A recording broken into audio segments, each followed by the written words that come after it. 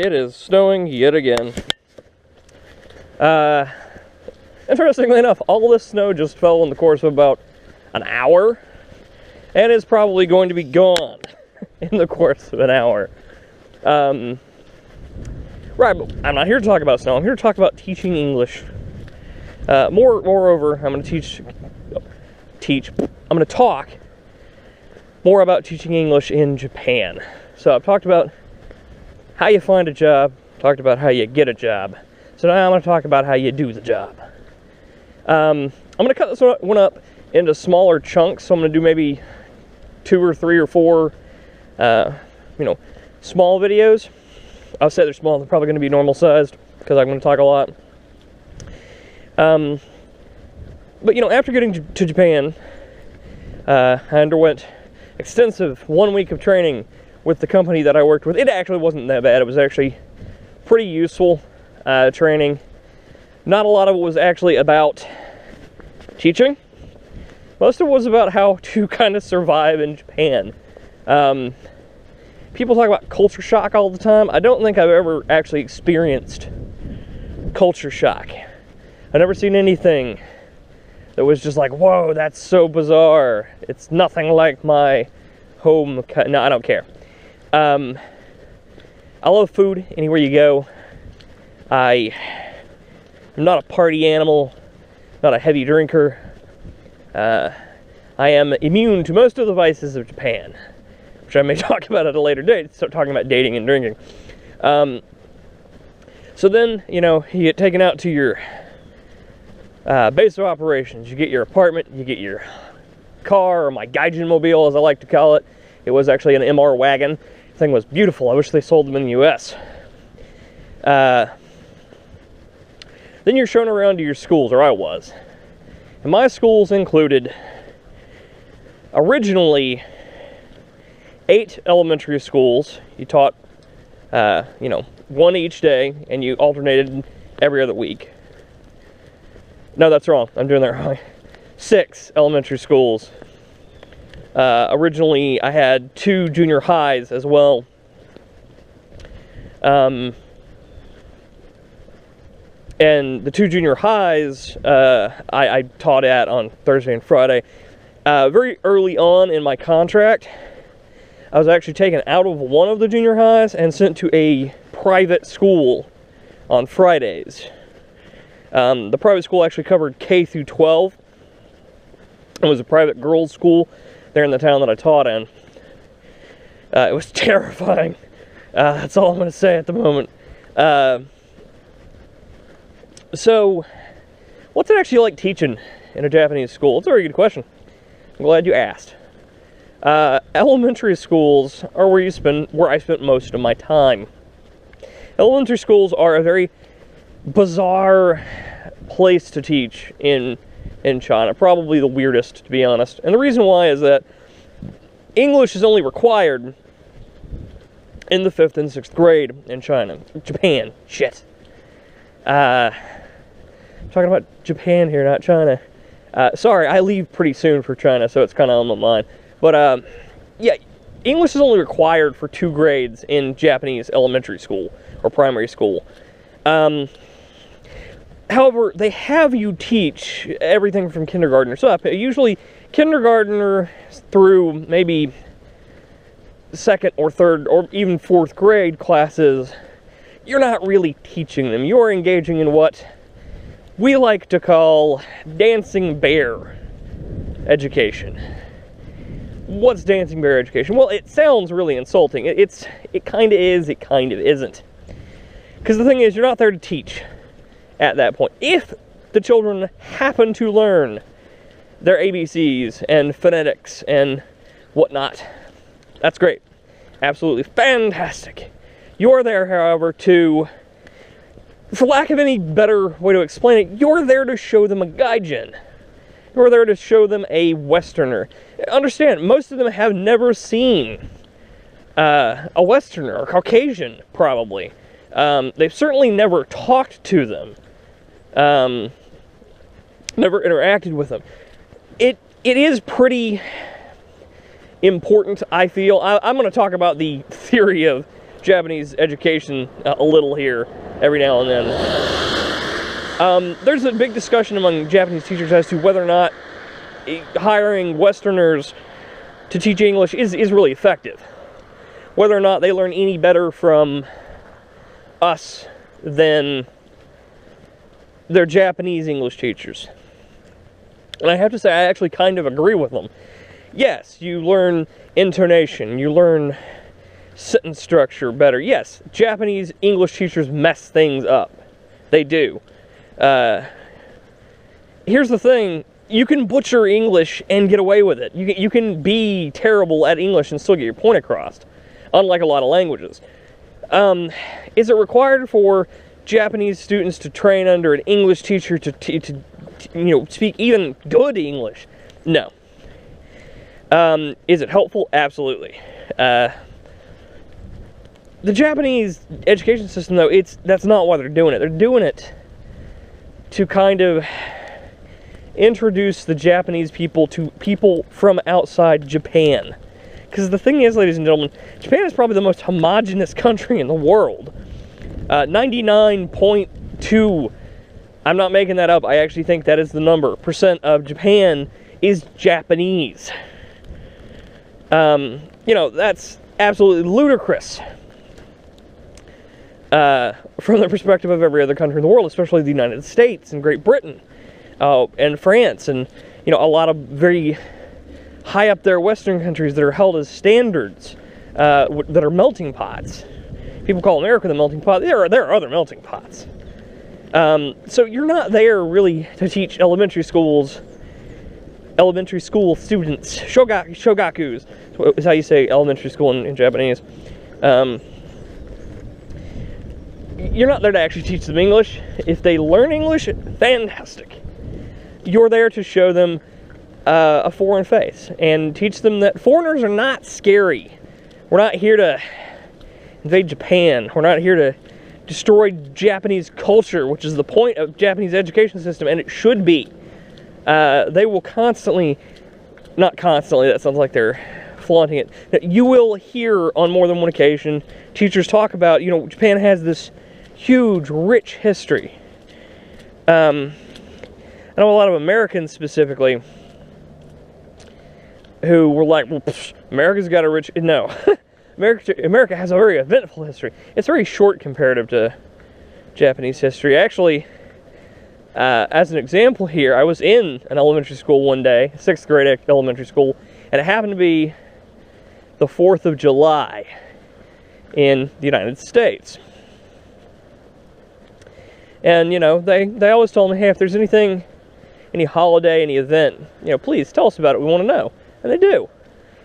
So I explained to them that it was the 4th of July in the United States. It was either the 3rd, the 5th, I think it was the 5th in Japan at that point. But I explained to them, time difference. But in America, it's the 4th of July. It's like America's birthday.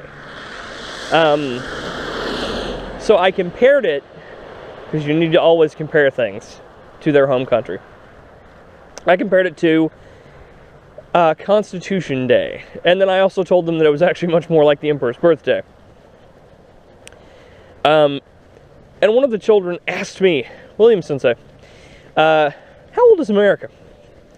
So I told him. And he gives me this crinkly nose, analyzing, look, and he goes, my house is older than that. Then he stops and he goes, the furniture in my house is older than that. I'm sure it is. I, of course, explained to him that, buildings and parts of America are older than America. But the fact of the matter is, he's correct. The house he lived in is older than Western exploration of the New World. Now, this is not to degrade American history, of course. It's just to, I guess, help you understand what you're getting into when you go to Japan. Japan has a very long, continuous history that they are very mindful of. Japan's biggest fear is not being Japanese anymore. And of course, all countries experience this. You know, America experienced this. We're constantly told in the news by one fearmonger or the other, oh, we're going to lose what fundamentally makes us American if we let insert group into the country because they are unassimilatable, which is what people have said about every group of immigrants to ever come into the United States. But that is what it is. We're not talking about that. We're talking about Japan. Once you get to 5th and 6th grade, you are actually teaching them English. It is still very much a dancing bear thing because their English teachers are pretty good. Yes, I ran into an English teacher every now and then who was doing something wrong and talking about you as an educator. You will receive a book, a set of books that will show you what your students are learning. Mine was called Hi Friends. I still have a digital copy of that, actually. And you will teach from this book. This book is, as far as English teaching books go for elementary schools, pretty good. It has some inaccuracies. That's what we'll call it. It has some inaccuracies. It doesn't matter if you point out those inaccuracies, those are what you're teaching. If you point out the inaccuracies to the teacher will politely look at you and go, well, it's in the book, so it's right. Even though it will blatantly not be right. This is very frustrating. And when you go to Japan, here's the one thing you should take about teaching English in elementary school. You are not there as a teacher. You are there as a teaching assistant at best, a prop at worst. But that is not what you should be doing there. You are an ambassador. You are many, if not all, of your students' first glimpse at an American, a Canadian, a Brit, an Irishman, or woman, you know, a Jamaican, whatever, wherever you're from. You are their first glimpse into the outside world. Please make it a good instance. One thing you will hear if you're teaching for a larger corporation or the JET program to a lesser extent, which I may actually go over the JET program at some point, is be exciting, be happy, be ginky. I hate the word ginky, ladies and gentlemen. Ginky is a Japanese word that translates roughly into high voltage. It of course means high energy. That's what they're talking about. You need to be happy and bouncy and, you know, a friggin' idiot. That's really the problem I have with being ginky, is you come there and you're like, oh, represent Americans. Americans are not ginky, ladies and gentlemen. We are warm. We are inviting. We are, you know, likable. We're not ginky, okay? And I flat out told my employers at Interac, I'm not ginky. I'm not gonna be ginky. I'm gonna be happy. I'm gonna be warm. I'm gonna be all smiles. I'm gonna be patient. I'm not gonna be ginky. I'm not ginky. I told my teachers at elementary schools that. Some of them complained to my boss. My boss did actually speak to me. He was like, hey, could you bring up the energy a little? And I said no. And the thing is, ladies and gentlemen, after 4 months of teaching that, when we went on break, when I was evaluated, every single solitary school I went to gave me a good or better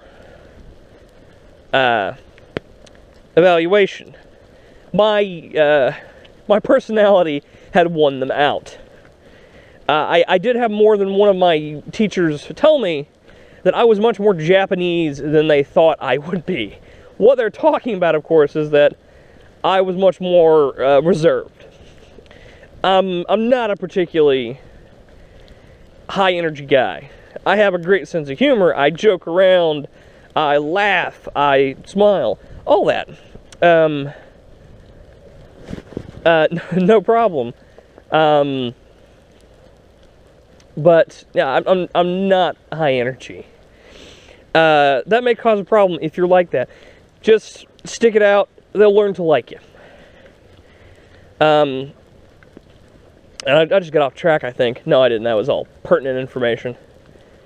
It is really getting wet and cold. The there are a lot of things to enjoy about teaching English in elementary school in Japan. You will have absolutely fantastic, bizarre,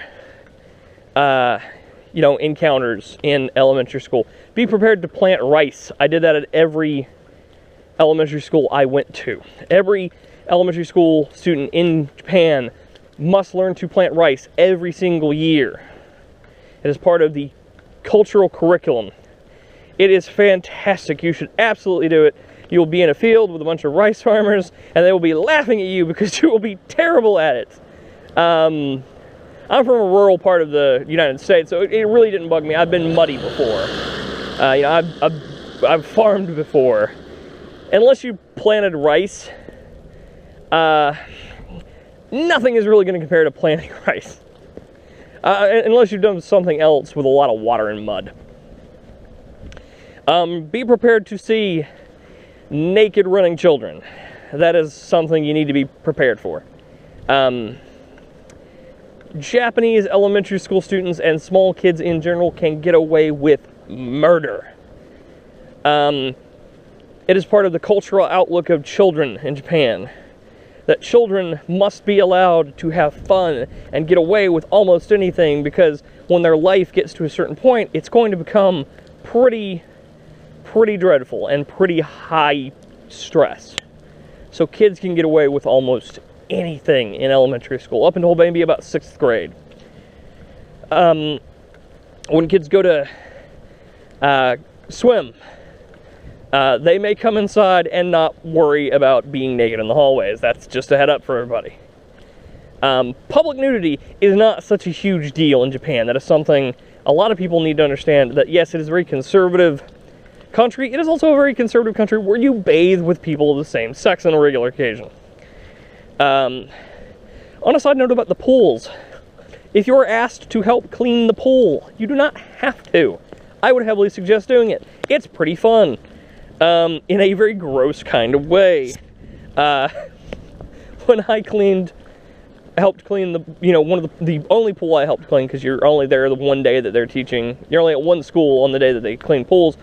I was helping clean the pool, and when we got the water down way low below the drain, so, you have to get the rest of it out, I was horrified to find that there were a bajillion tadpoles, pollywogs, in the water. And I was horrified that these things were gonna, effectively die. So I started gathering them up, and I actually got the vast majority of them out of the pool in the course of an hour. And my Japanese teachers were so dumbfounded that I was doing this, and they thought it was, wonderful, really, that I cared that these little tadpoles were going to die. And most of the very small children at the school ended up helping me. And the teachers, actually wrote a letter to my employers and were like, "Oh, William Sensei was so wonderful. We had no idea that Americans cared about nature so much." Because the Japanese do care about nature. They just don't always think about the things that, some other people are going to think about. It's little moments like that that are going to make you a really great English teacher in elementary school. Also, always eat with the kids. First of all, don't go to Japan and avoid... Hello, doggies! Oh, come on, guys. I come by here all the time. Fine. They're harmless. They're fine doggies. Good dogs. Good watchdogs. They might not be great for recording though. Always eat with the kids. First of all, you shouldn't be avoiding food, Japanese food. Secondly, just sitting beside the kids eating is pretty fun. Beware of the natto. Also, beware of the concho. As a side note, I'm not going to explain to you what a concho is in this video, but if you get conchoed, you've made it. You're one of them.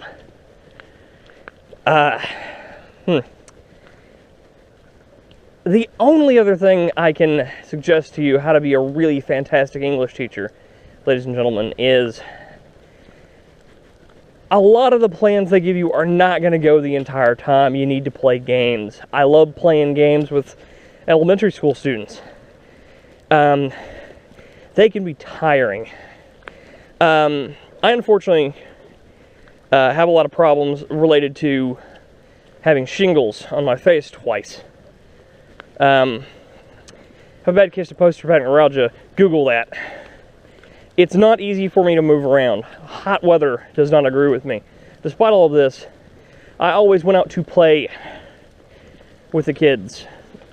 I paid for it more often than not. I was in very bad shape by the time I got home. Sometimes. It was, however, totally worth it. First of all, my soccer game got considerably better.